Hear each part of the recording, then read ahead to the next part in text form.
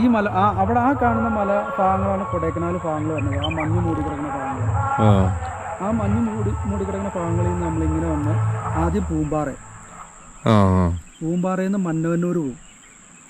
അത് top station, top level. Mannavannur എന്ന് പറയുന്നത് ഇവിടെ നിന്ന് നമ്മൾ ഇനി അടുത്ത് പോകുന്ന സ്ഥലം മന്നവന്നൂരിന് 5 കിലോമീറ്റർ മുമ്പിൽ നിന്ന് റൈറ്റ് കയറിയാണ് കൂക്കൽ വന്നിരിക്കുന്നത്. മന്നവന്നൂരിൽ നിന്ന് പിന്നെ അടുത്ത സ്ഥലം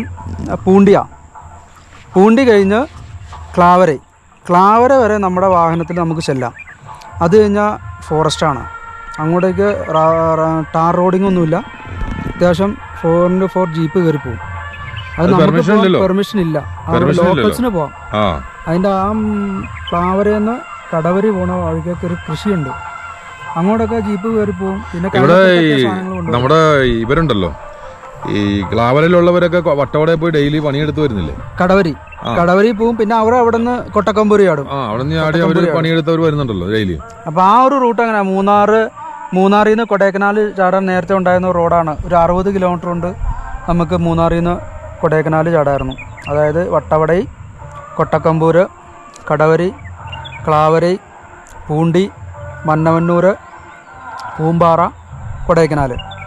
ഇപ്പം നമ്മൾ വാഹനത്തിൽ പോവുകയാണെങ്കിൽ കൊടൈക്കനാലിൽ നിന്ന് മല ഇറങ്ങി പഴനി ചെല്ലണം. പഴനിയിൽ നിന്ന് ഉടുമൽപ്പെട്ടി ചെല്ലണം. ഉടുമൽപ്പെട്ടിയിൽ നിന്ന് ചിന്നാർ വഴി മറയൂർ വഴി മൂന്നാർ വന്നെ.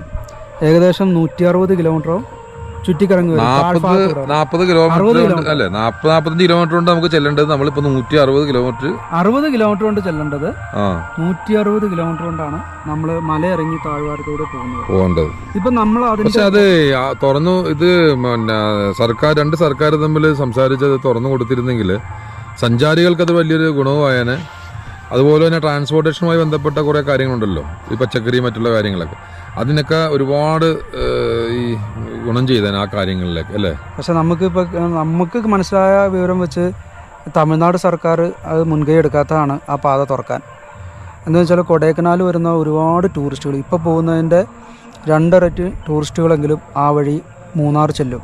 എന്നുവെച്ചാൽ 160 കിലോമീറ്റർ ചുറ്റിക്കറങ്ങി പോകേണ്ടത് വെറും 60 കിലോമീറ്റർ കൊണ്ട് മൂന്നാർ ചെല്ലുക എന്ന് പറയുമ്പോൾ ഒരു ദിവസം കൊടൈക്കനാൽ, ഒരു ദിവസം മൂന്നാർ ചെലവഴിക്കും. അപ്പം നല്ലൊരു ശതമാനം വരുമാനം ഇവർക്ക് കുറയും തമിഴ്നാട് സർക്കാരിന്. അതുകൊണ്ടാണ് തമിഴ്നാട് സർക്കാർ അതിനകത്ത് ഇൻട്രസ്റ്റ് കാണിക്കാത്തതെന്ന് പറഞ്ഞു കേട്ടിട്ടുണ്ട്, നമുക്കറിയില്ല. എല്ലാം ഒരു രാഷ്ട്രീയ കളികളായിരിക്കും. പിന്നെ നമ്മുടെ ഇതിൻ്റെ എല്ലാം മൊത്തം നടുക്കാണ് നമ്മളിപ്പോൾ ഇരിക്കുന്നത്. ഒരു സർക്കിള്, ഇങ്ങനെ ഒരു സർക്കിള് പറയാം. അതായത് മൂന്നാർ, മറയൂർ, ചിന്നാർ, ഉടുമൽപ്പെട്ട്, പഴനി, കൊടൈക്കനാലിൽ നിന്ന് പൂമ്പാറ, മന്നവന്നൂർ, ക്ലാവര, കടവരി, കൊട്ടക്കമ്പൂർ, വട്ടവട, മൂന്നാർ. ഒരു സർക്കിളിൻ്റെ നടുക്കായിട്ടാണ് നമ്മളിരിക്കുന്നത്. നല്ലൊരു വ്യൂ പോയിന്റിൽ നമുക്കിത് ആ താഴ്ഭാഗത്ത് കാണുന്നതൊക്കെ ഉടുമൽപ്പെട്ടിയിൽ നിന്ന് പഴനി പോകുന്ന വഴിയാണ്. അപ്പോൾ ആ ഉടുമൽപ്പെട്ട പഴനിക്കിടയിലുള്ള ഗ്രാമങ്ങളാണ് കാണുന്നത്. സ്ഥലങ്ങളും ആ ഡാം, പിന്നെ ഒരു ചെറിയ ചെക്ക് ഡാം ഒക്കെ കാണുന്നത്. അതിൻ്റെ പേര് നമ്മൾ ഗൂഗിളിൽ സെർച്ച് ചെയ്തിട്ട് കാണിക്കുന്നത് കുതിരയാർ ഡാം എന്നാണ് കാണിക്കുന്നത്. അതായത് ഈ ഹിൽ ഏരിയ ഉള്ള വെള്ളം മൊത്തം ആ ഡാമിൽ ശേഖരിച്ചിട്ട് താഴ്ഭാഗത്തുള്ള ഗ്രാമങ്ങളിലേക്ക് വെള്ളം എത്തിക്കുന്ന, കൃഷിക്കൊക്കെ വെള്ളം എത്തിക്കുന്ന ഒരു സംവിധാനം ആയിരിക്കുള്ളൂ. എന്തായാലും വളരെ നല്ലൊരു അറ്റ്മോസ്ഫിയറിൽ ഇങ്ങനെ ഇരിക്കാനൊക്കെ ഭാഗ്യം കിട്ടുക എന്ന് പറഞ്ഞാൽ വലിയ കാര്യമാണ്.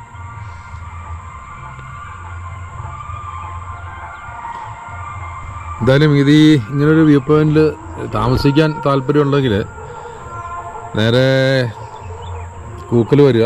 കൂക്കലിൽ നിന്ന് ഒരു വ്യൂ പോയിന്റിലേക്ക് പോകുന്നൊരു വഴിയുണ്ട്, നമ്മുടെ വാട്ടർഫാൾസൊക്കെ. ഇപ്പോൾ ഇത് ബ്ലോക്ക് ചെയ്തിരിക്കുകയാണ് 1 വർഷമായിട്ട്. ആ വഴി കയറുമ്പോൾ തന്നെ കാണാം കൂക്കൽ ബ്ലസ് എന്ന് പറയുന്ന റിസോർട്ട്. അത്യാവശ്യം കുഴപ്പമില്ല, എന്ന് വെച്ചാൽ അത്ര ബോഷായൊന്നുമല്ല.